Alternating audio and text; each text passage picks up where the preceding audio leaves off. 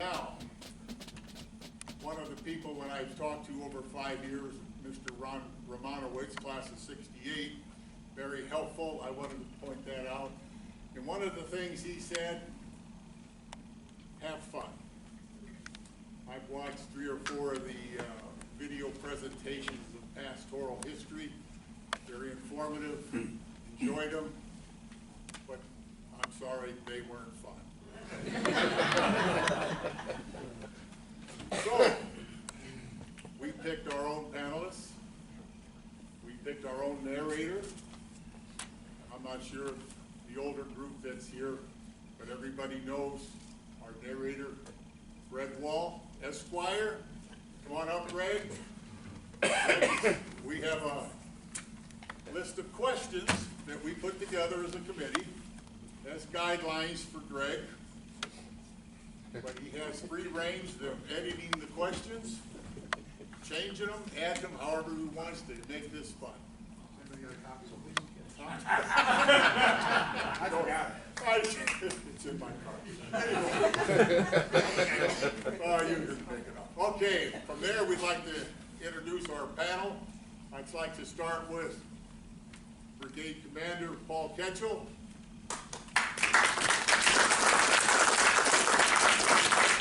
He's the only rank I remember, so everybody else is missed. Dr. Bill Lewis.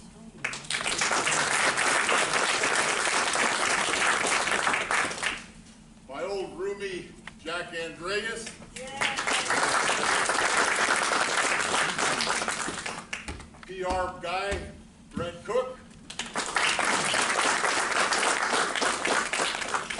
And our committee of the 50th, Treasurer, Dr. Jim, with a Y, Van Skyler. You guys have a seat? Have a seat. Can I stand here? Do we need a microphone? We need a microphone. We have microphones if you want to.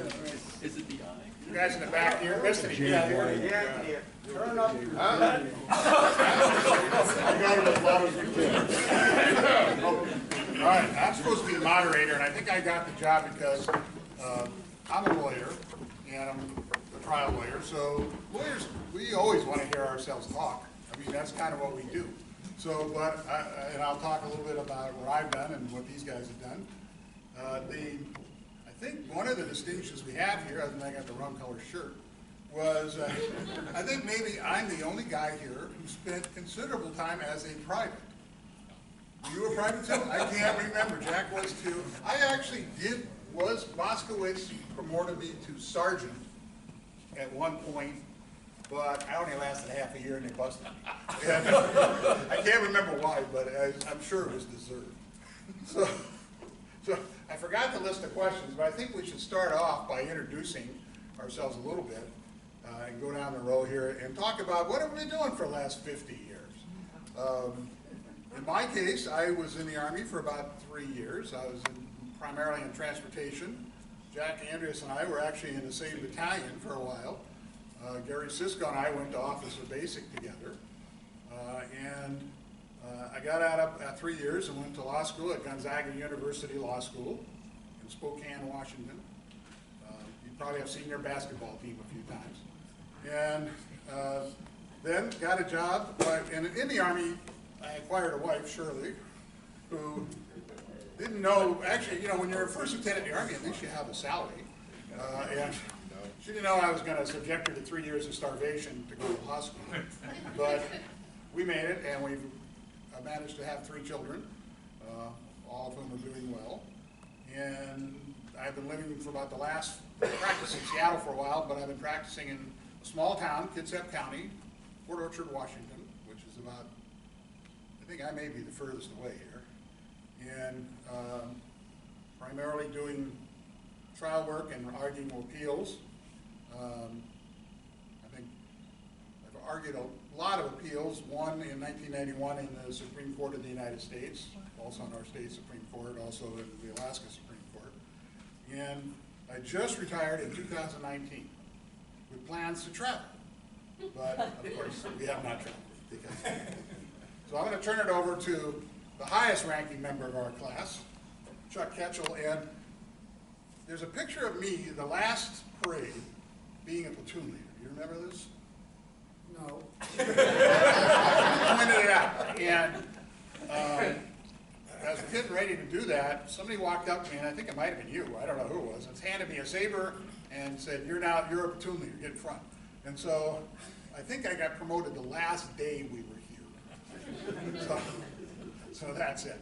And I think, why don't we do that, and then we can go through a little bit about how your experiences at PMC shaped you. Chuck, what do you got the floor? Graduation, report in 14 days to Fort Knox, 1 year in armor, then 4 years in military intelligence, which was really a lot of fun. Actually got to wear civilian clothes some. Went on then to business, had an interesting business, ran a roller skating rink for 10 years, had nothing to do with anything, but it was very enjoyable. From there, developed a speed skating team at the roller skating rink and actually became the coach of the United States speed skating team that was represented the United States in Adelaide, Australia at the World Championships. Very honored to do that. Sold the roller skating rink after 10 years, went into the automotive business, knew nothing about that. Did very well with that, ended up with a building in Nashville, sold that, and 2013 retired, and now we have 7 rental properties. And as I recall, in high school, you were a champion roller skater, weren't you? I was a competitive roller skater in Nashville, in high school, and that's probably where I got the background to actually go into the roller skating business. But it was very interesting to be able to coach, having been in a military college, because if there's anything you learn here, it's how to lead. And I would, one thing we talked about last night was, some of you remember the Green Bomber Jr. by car that I had seen here? You guys remember? It was a 55 or 56 Plymouth Savoy, 4-door, hand-painted. It was green, and it was a good running car. A lot of guys borrowed it. Could have gotten an accident in it. And I actually bought that car from Chuck's dad for $40, and for another $10 he threw in 4 spare tires on wheels. None of them the same size. But I used them all anyway. So I think it's important to point out that you brought that on active duty. Yeah, that was. And the MPs, by the way, kept getting in, he kept stopping because there was no place left to mount his license plate on the car anymore. So the MPs kept stopping him. All right. Phil, why don't you give us a little brief of what you've been doing? All right, well, left here, went to Hopkins for med school, did a MD, Master's Public Health, went to Walter Reed, did my residency, stationed down at Fort Hood for a couple of years as Chief of Preventive Medicine, was epidemiologist in preventive medicine for the 3rd Corps. Went back to Hopkins, did a fellowship in occupational environmental medicine, and was doing some consulting work for Roman Haas, and got invited to take a job there as Associate Corporate Medical Director, which I did. And I had every intention to come back to Hopkins to teach full time. I kept a slot while I was up in Philadelphia here, but my wife, the kids got settled, and so I stayed here. I've been teaching at Penn, teach environmental medicine there now in the residency, and in 2009, Dow bought Roman Haas for a premium of $34 a share, which meant that I had an ungodly amount of money that I then invested in our family company, Carthage Investment, which was started by my grandparents when they moved from Virginia to Pittsburgh. It was a real estate company, but I convinced people that we wanted to get into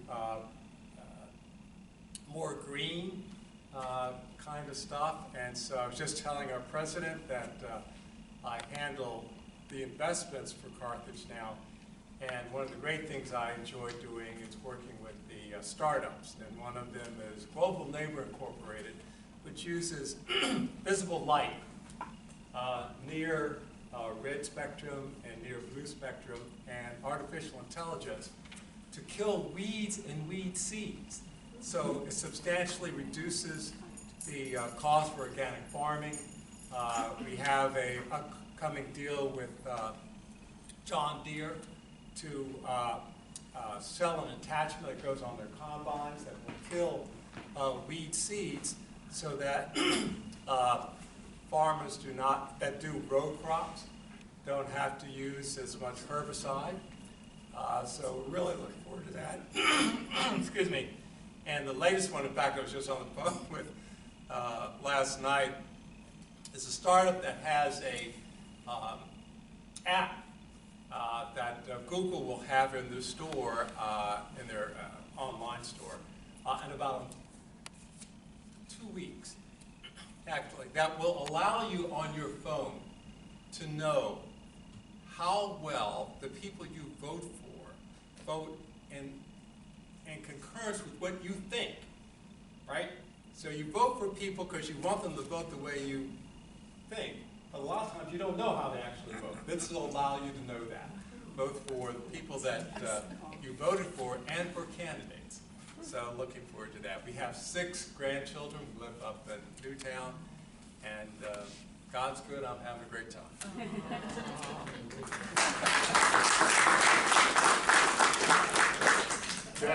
Yes. After I I graduated, went on active duty, and as Greg pointed out earlier, we were stationed down at Fort Eustis together. After I spent a couple of years at Eustis, after I got off of active duty, I went to work for Westinghouse, which I spent a good half of my life working for. Transferred from transportation to infantry and was in the National Guard 11th Special Forces Group up in Huntington, West Virginia, and also went to graduate school there at Marshall, where we ran into each other one more time. Right, yeah. And then Greg was off to law school. Was transferred around quite a bit. My wife and I, we did 2 assignments in Saudi Arabia, one for 4.5 years, one for 3 years, and I did an assignment in North Africa, in Algeria for 3 years. That was kind of spooky. Why did I do that? But ended up managing director of a business in Saudi Arabia for General Electric, and operations manager, my first assignment over in Saudi Arabia for Westinghouse. We were repairing gas turbines, motors, generators, transformers, switchgear, that sort of thing, as well as doing light manufacturing over there. When I came back to the States for the last time, we moved to Florida. Unfortunately, Punta Gorda was ground zero, and so we're up here. This is a break for us. We got whacked really, really hard. But I think it's important to point out that my time at PMC set the stage for what I would consider a wonderful career, and not only from an education perspective, but from a leadership perspective, and ended up a general manager for a General Electric company before I retired.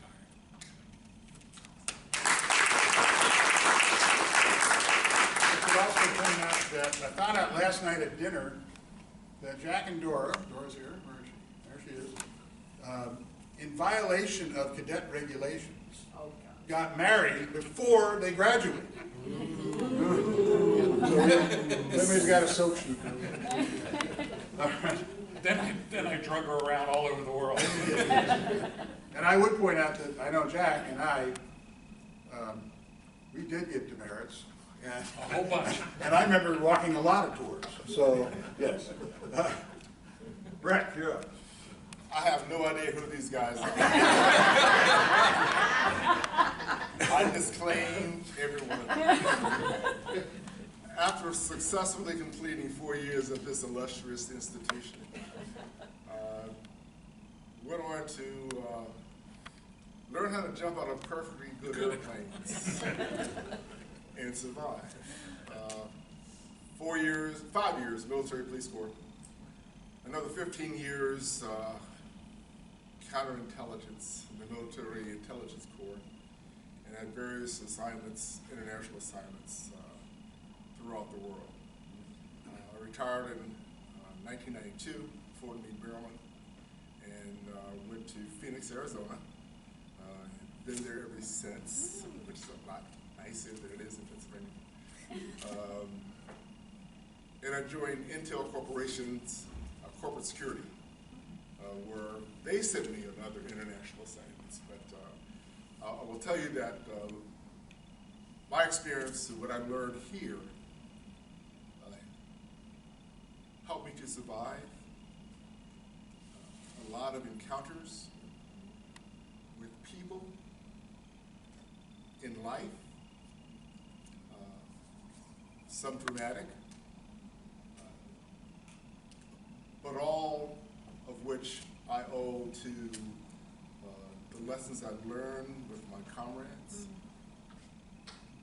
the lessons I learned being involved with them and their family members as we would be invited to each other's homes over the holidays. Those lessons, a lot of the wives are going to hear some of them this weekend. But the most important aspect of all of that is that we are here, we remember, and we celebrate the fact that we are here. also the proud father of Commander in the United States Navy, JAG Corps. He's a hell of a son. He's my gift to the world. And proud of him, proud of my classmates, proud to be here.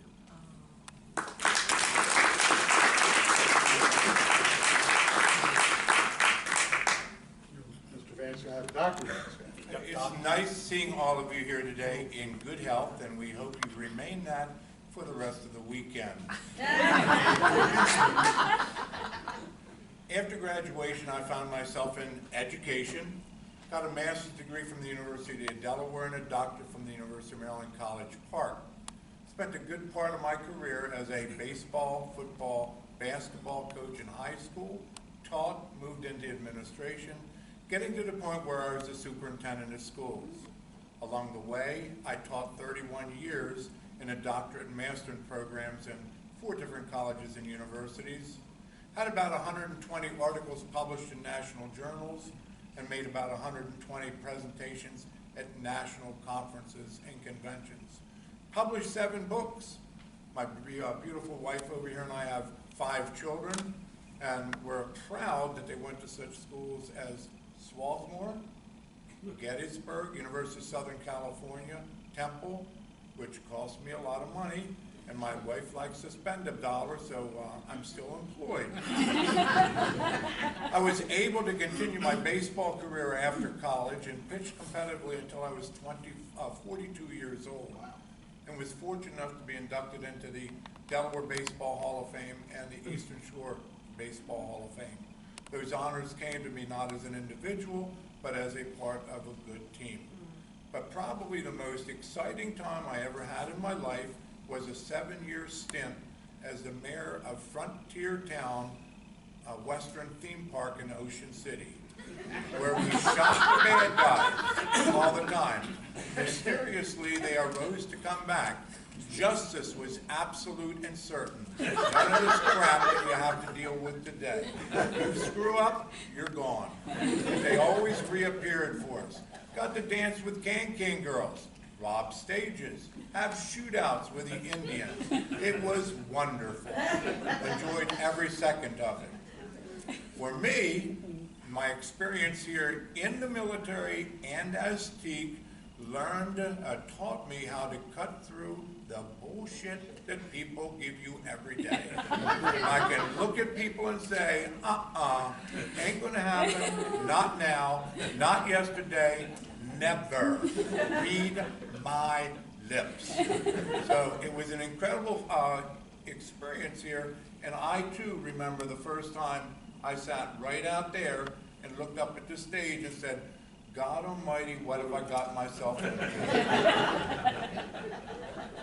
I think the next item is to talk about how your 4 years here influenced you in your time after you left PMC. It was, I guess I'll kick it off. I only served in the Army about 3 years. I did a little bit of reserve duty, but as many of you might know, I mean, I grew up as an Army kid. My dad was an Army officer. We served all over the world. And after doing a little bit of reserve stuff, I thought, I think it's time to get the Army out of my system. I think I've done enough Army stuff. And so I stopped doing that and just worked on practicing law and raising children. We had our first kid, my third, when I was still in law school, which I don't recommend. It's a little hard to do it, and he was about 3 months early and went home on his due date. But was in the hospital for 3 months. And I guess in terms of PMC affected me, I think when I look back on it, there is a leadership component. We all were taught, even us guys that were privates, to lead. And it was noticeable, I think, when we got to officer basic, when we got to our units, we had an idea of that, what our job was, what we were supposed to be doing. And I even had a sergeant once tell me that you and my roommate, who was from VMI, were platoon leaders in the same unit, and he said, you guys are the first lieutenants we've ever had who actually worked and actually did stuff. And I think it was that sort of idea that we learned that we were here to do a job and we did it. I've also found that I tend to either volunteer or get volunteered for a lot of leadership type positions. I get on boards, I'm on several now, served on our local school year board for 8 years. Been in charge of different bar association committees and that sort of thing. And one large section. So I think the idea that was sort of ingrained into us here is that you have an obligation to lead. You have an obligation to volunteer. And I think we tended to do that. At least I have. And I think when I look over here at some of these other guys, it's the same thing. In that we tended to work, you know, when people say, well, who can help us do this, or who wants to be in charge of this, we had a tendency to raise our hand. And I'm still doing that kind of stuff, even though I'm now retired. So I'll pass it to Chuck. Well, I think one thing that I definitely found, especially in the Army, was you were recognized as a PMC graduate. I know that some of my commanding officers, you know, when you first arrive and you have to check in, and they all looked down your record and noticed that you went to PMC. And, excuse me, I just found that to be remarkable that we were given not the benefit of the doubt, but from previous PMC graduates who had served with these people. They felt that, you know, they were getting something good from us. You know? And they expected things from us, but that was based upon other PMC graduates they had served with. At least I found that. I do have, can we talk about PMC a little bit? Sure. I think so. Colonel Fry. Pulaski Day Parade, 1971. I sent Bob Sabachek down to announce the uniform for the parade. And it's hotter than hell. And the humidity is wicked. So I decide, being the cadet commander, that we're going to wear the white shirts, the pants. Fry freaks out. He wants us in the gray wool. So he gets on the mic, attention to the barracks, changes the command, changes the uniform. Now we're 50 minutes before formation. So I didn't want to send Bob back down there, so I go back down myself. So me and one leg are standing there. I'm sorry, I don't mean any disrespect. You know what I'm talking about.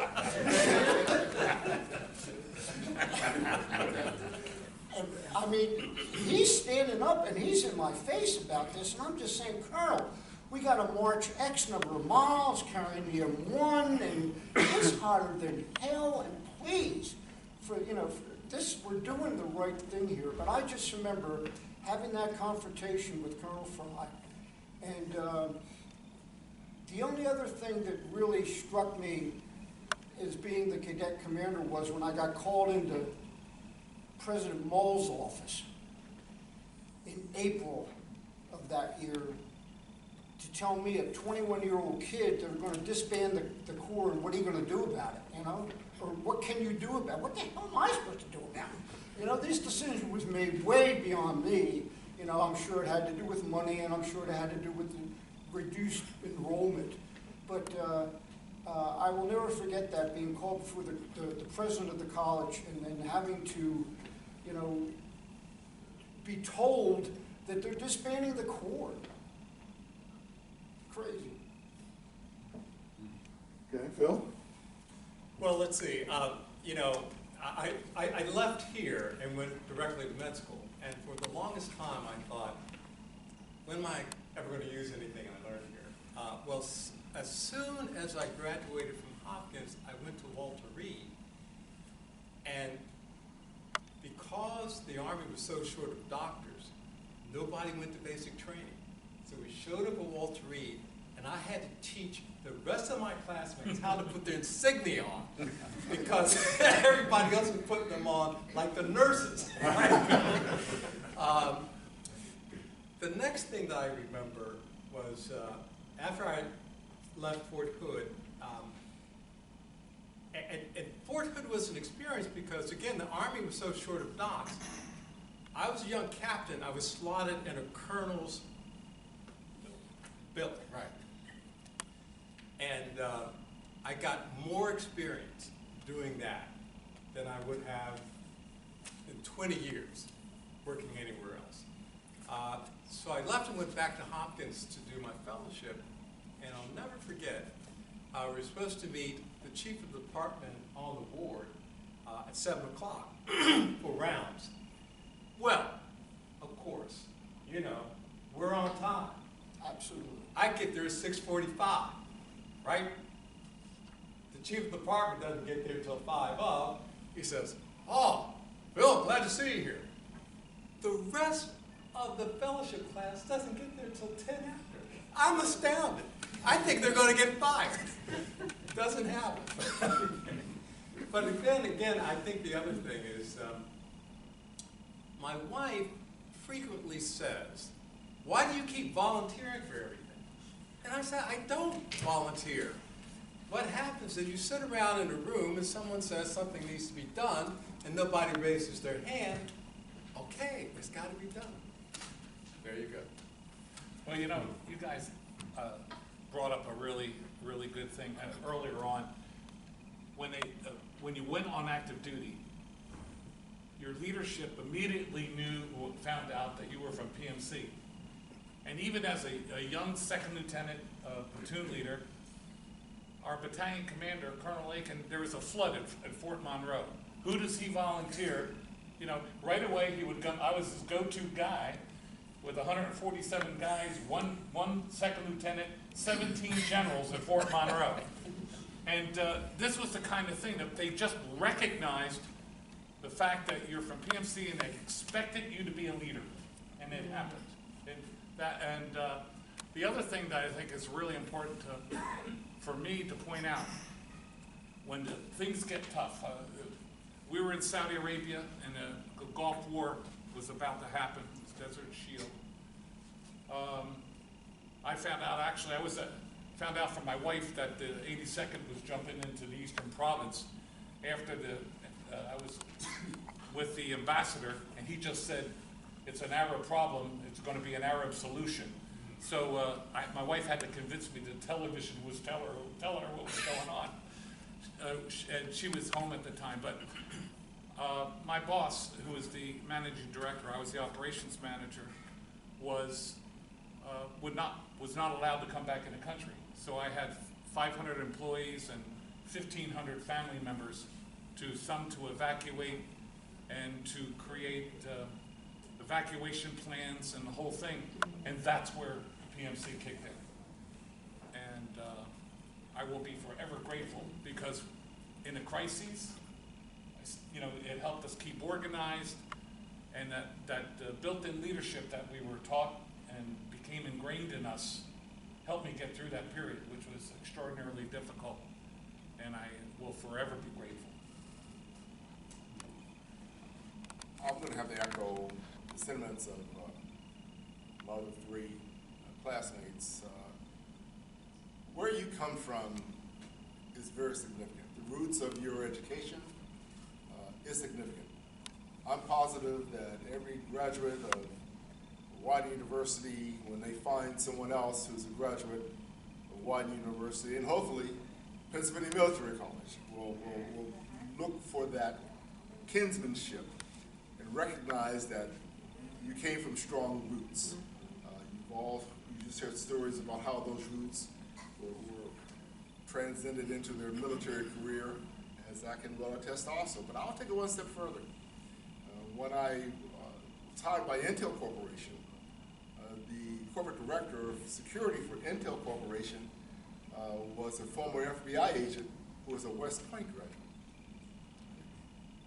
He saw my resume as a PMC graduate.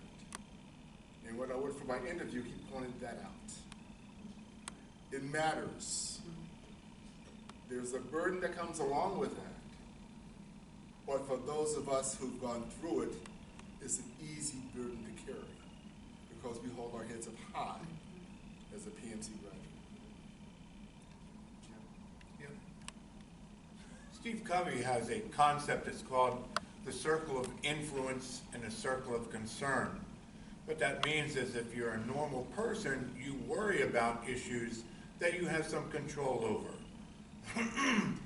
This experience, my freshman year here at Pennsylvania Military College, bore that out. My roommate was George Weisgerber. We were here for 2 weeks. We were hoping to get out on leave on a weekend. To be able to do that, we had to pass a room inspection. So we learned how to polish our shoes, we learned how to dust, we got down on the floor with a toothbrush, and we polished the grout in between the tile. We folded our underwear with the cardboard rectangles. We said, we have got this. And Paula, you could bounce a quarter off of our beds. She doesn't believe that, but we could do it.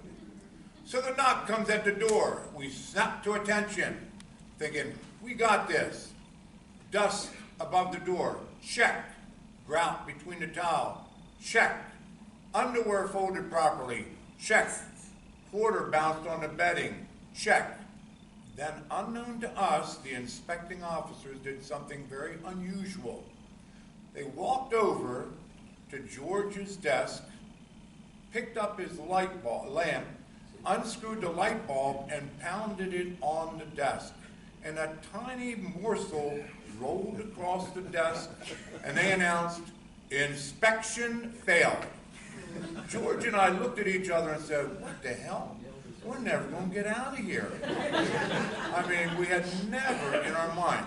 But it taught me there are some issues over which you have no control, and you have to deal with them with grace and dignity. Or at least be quiet about it. Yeah. That was, I have a lifelong problem with keeping my mouth shut, and so that sometimes didn't work too well with me, but the, could be why I was a private a long time. But again, Greg, what else are we supposed to, what else was on that list? I can't remember. Pranks. Oh, pranks that were done, I'm not sure, do you want to go into that? I have one prepared. All right, Jack's going to talk about one he did. It was I really actually had hard not to heard find, about. okay, what can I tell that won't get me in trouble, you know? So, that was kind of bad. Well, this was kind of bad, but it's funny now, and, but I really feel bad about it. Yeah, right. Knows which one it is. We were in our second year of school, and we were kind of a bad group in headquarters company. We had a bad reputation, and so Colonel Fry decides he's going to put in an outsider as our platoon sergeant, right? First sergeant. First sergeant? He was the first sergeant. His name was, oh, I better not tell you his name. But anyway, The regular Army sergeant. huh? No, this was Cadet sergeant. Cadet sergeant, okay. So he went away for the weekend, and being the disruptive group that we were, and being our rooms were all built of cinder block. Well, we chiseled out a cinder block right near his door to get in, went into his room and then poured cement in his combat boots, and then used the remaining cement to re-grout the cinder block when we went back out. And now I feel really guilty about doing that. That probably was one of the worst pranks that we've ever pulled. That was a lot of work. That was a lot of work. That took us about 4 hours. That was a 4-hour prank. So, Short sheeted the bed, too. Oh, yeah, we did that. some of the things Some other that things. we did, I think, we were talking about this last night. I don't think kids in college do this stuff anymore because they have like the internet and cable and stuff like that. We didn't have anything to do, so we just sat around and did. And plus, I also think being an all-male college doesn't really lead to a lot of good social graces. I think we kind of did things that are usual, and a lot of the pranks I remember, maybe that's the military part where it dealt with explosives, as I recall. Mr. Bistany in the back, who was a policeman for 30 years, as I recall, firing a homemade rocket launcher through somebody's window on one occasion. But the guy was kind of giving us a hard time, so it was okay. But, and I also remember, I think it was our sophomore year. George, do you remember when they set off the grenade simulator and the quad? That was sort of interesting too. It was a grenade simulator is a giant firecracker, which is not supposed to be used in close proximity to anybody. And I can't remember who did it, but somebody set it off in the quad just to see what would happen. What kind of prank did Captain Ketchell? Yeah, Ketchell was a straight shooter. I don't know. No, he wasn't. I remember I the, did, no, he wasn't. No, he wasn't. the night of recognition, Right. Mother's Day, and I forget the lieutenant's name, who was the head of our cadre for Delta Company, but he decided it was best to stay off campus that night. What a mistake. Every single piece of furniture, every single piece of clothing left his room, the room completely covered in shaving cream, and, can I say this? His fiance's picture with a prophylactic, is there anything left in the room? That was a prank, I'm sorry, that's what we did, we had no internet, so we had to do something. We had to do something, yeah, you know. Pass the time. Well, at least, you know, our freshman year, you know, but even after that, we wound up spending a lot of weekends there. We weren't allowed to have cars really until we were seniors, I think, right? Juniors, I guess. But, so yeah, you were kind of stuck on campus a lot, and we had to do something, you know, make life interesting. We had mixers. Remember they bust the girls in? Yeah, I remember busing Was the that girls school? in, yes. Immaculata. Immaculata. Yeah. And then we would drive over to Immaculata to try to meet the girls over there. Socially. And Westchester State. Yes. Because that was an all-girls school Yeah. at that time. Yeah, and keep in mind, for those of you who are younger here, in 1970s and 60s was the time of long hair and kind of the people dressing like hippies and all that. And we all had very short hair and no beards, and you know, we didn't really fit in. I can remember Bistany and I and somebody had gone up to, Bistany was a valuable person to know because his father owned a bar in Brooklyn. And so we would occasionally go there where they would give us free beer.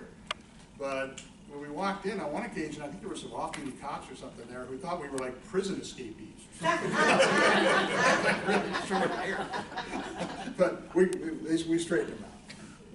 Do you have a good one? Oh, no, I It was like really the don't goody remember two-shoes. doing anything Yeah, on turning here. Part of what Phil is that Phil There was we go. studying all the Phil time. was in the books. Yeah, he was every studying. minute I saw it.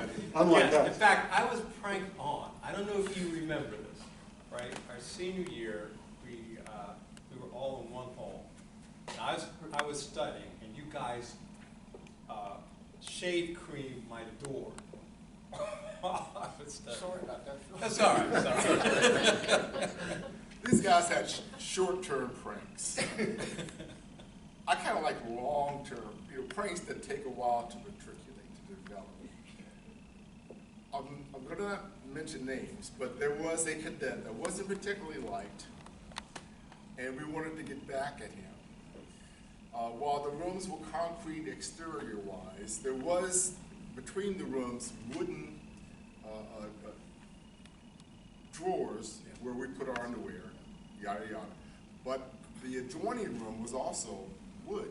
There's wood separating the clothing drawer areas. So we decided to get some old fish, piece of old smoked fish, and some saran wrap, drill a little hole adjoining our neighbor's clothing area. Take the old fish, put it up against his drawer, back of his clothing, saran wrap it, duct tape around the saran wrap. You can imagine that even in the wintertime in Pennsylvania, after a while, the fumes from the fish started to get into his clothing, his underwear, his uniform. And he kept failing inspections because his room stunk. And it was 2 or 3 weeks later that they finally figured it out. Now, it was a good prank, a great idea, but the evidence that was left behind is kind of obvious. The fish was stuck on the wall of the inside of the adjoining room. So there was a little case of demerits and a long punishment, but it was worth it. Well, for some reason, the gods saw fit to room me with Jim Vanderver my junior and senior year. Really bad idea. Probably 3 different issues with him. I don't know if you know it, but Jim drank a little bit, and it was hard for him to get drunk. So he would mix beer and Ripple in a pitcher and down. Inebriated, coming back to the room, he got confused about where the bathroom was and where our laundry was stored. And sometimes would open up our laundry and relieve himself over our cardboard-shaped inspection laundry. But one of the classics for him was Jim wasn't big into the automotive industry. He felt you could pull the distributor wires out of the distributor cap and put them back anyway and your car would run. So he did that, turned on the keys, and we backfired our way all the way down to the Chester store. But the classic was he liked to leave our windows open. We were on the 2nd floor on a corner right next to Memorial Center. And some of our good buddies thought we didn't eat enough for breakfast, so they would come by with an Easter basket full of food and toss it in the window. Soft-boiled eggs, bananas, oranges, apples, every day. And I couldn't convince him, you know, Jim, if you put the window down, maybe we wouldn't have so much stuff. He said, quit being a pain in the ass. And if you know our friend, that's exactly the way he was. But the biggest was in the Teak fraternity house, trying to prove that he had an elevated level of testosterone. He took a table and pulled it over his head and couldn't get it off. So he looked like a 240-pound oxen stumbling around the living room of the fraternity house trying to get this wooden table off of his head. That was our friend, Whale. Well, you know, I thought you were going to tell the story of the powder bomb senior year. You all remember how big Whale was. A group of us, unfortunately, they decided to hide in Dave Newcomb's and my room, but they powder bombed his room with a cherry bomb and a plastic glass filled up with talcum powder and plastic over it. And when that goes off, there is not a spot in the room that isn't covered with powder. And we were all hiding under the bed in our room laughing, and Whale was a big guy. And the door came down, and we were all bailing out the window on the 1st floor. We were jumping out the window as Whale was coming in. How long did it take you to clean that room that day? I'm still cleaning it. Yeah, I can remember 2 other things. One was, we talked about the long-term pranks. Charlie Driggers, who was one of the guys that passed away, Charlie was a wrestler, kind of like Bobby Gerling, and we were 2 of the strongest guys I ever met, pound for pound. And Charlie loved tying me in knots. He would like grab my hands and wrap me up and throw me around and do stuff. And so we did that one time, or did something to me. So I went in and we were getting ready to go home for the summer. I know it was like our sophomore year. And I kind of walked by Charlie's door and he wasn't there, but his stuff was all he had. So I went in and I got a pair of scissors and our gray shirts, which were starched gray shirts, I cut all the buttons off his shirts, folded them up and put them back in his suitcase. And I went home for the summer. So next year, the first formation, he comes out late and he goes, They said, "What are you late?" He goes, I put in my shirt, there's no buttons. So it took him a little while to figure out. And then it was like, "Grenzy, I'm gonna get you for this." And he probably did, I don't remember, but I do remember that was one of the more interesting, long-term ones I did for the guy. But, you know, it kind of seemed normal at the time. I think that was the other distinction with our school. I don't think a lot of other people did the kind of stuff we did. And maybe it was boredom, and maybe it's just because we were a little bit weird, I don't know. Okay. What's our next? Greg, I've always thought, what were the girls thinking who were boarded up from these girls' schools being delivered to Pennsylvania Military College for a mixer?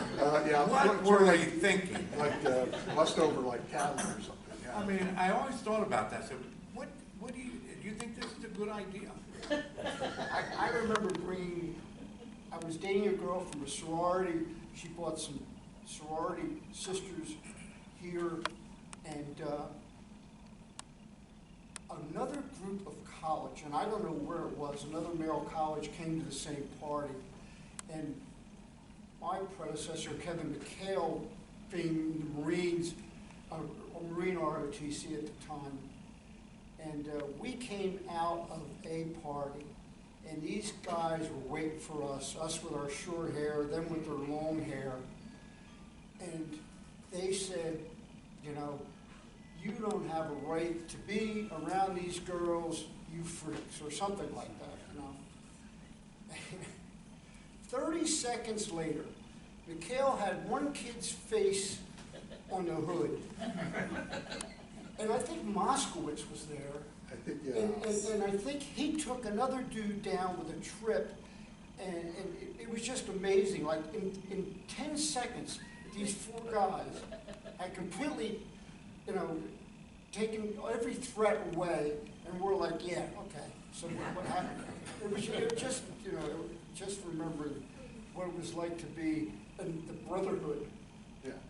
Yeah. And I often wondered about the girls being bussed in, but I know my wife Shirley went to an all-girls school for 1 year until she decided it wasn't for her.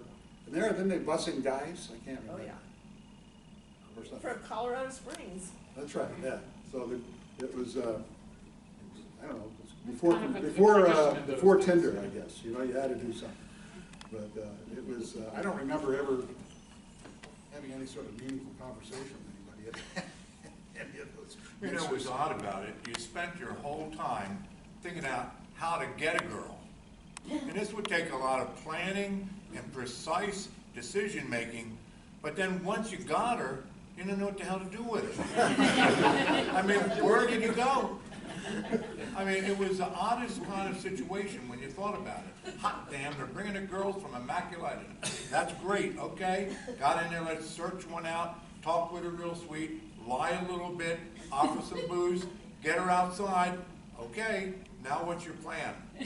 Fran and Ann's? Oh, yeah. Yeah, Fran and Ann. Old man. Back of old me. Yeah, it is worth mentioning. I mean, we did have a civilian half of this college. Many of the wives don't know that. And we did get along, I think, for the most part with everybody.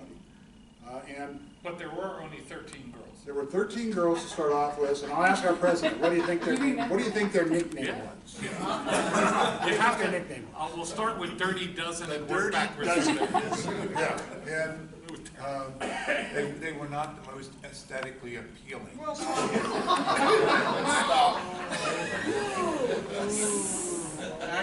hey, you gotta call it the way it is, Hannah. Politically incorrect. Where they looked at us and said, you guys, when you got your head shaved, your ears stuck out, your chin was too long, and your nose protruded. We weren't any gift to mankind either. I think they said, let's keep this DNA away from each other. God knows what they'll produce.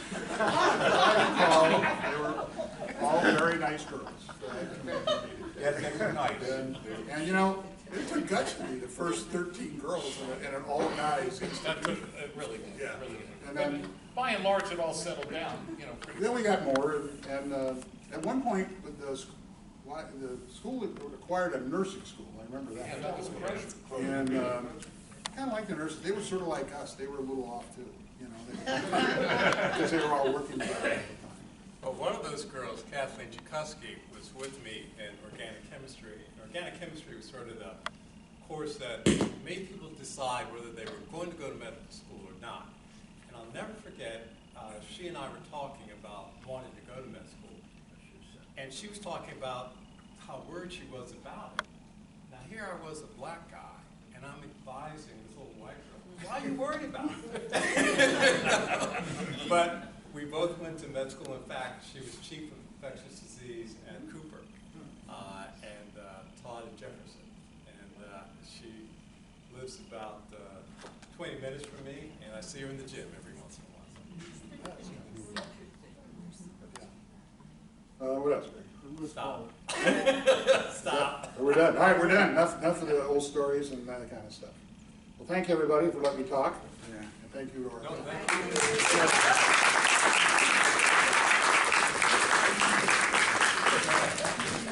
Before we leave, I'd like to make two things. I'd like to introduce our new president. I don't know how many had the opportunity.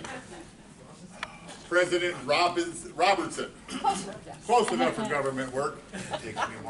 She came from the best part of the country, Peoria, Illinois. 40 miles from Peoria. And I'd also like to introduce Terry Travis. Travis. I didn't know if it was Miss or Mrs. I apologize. He's the vice president of the school advancement.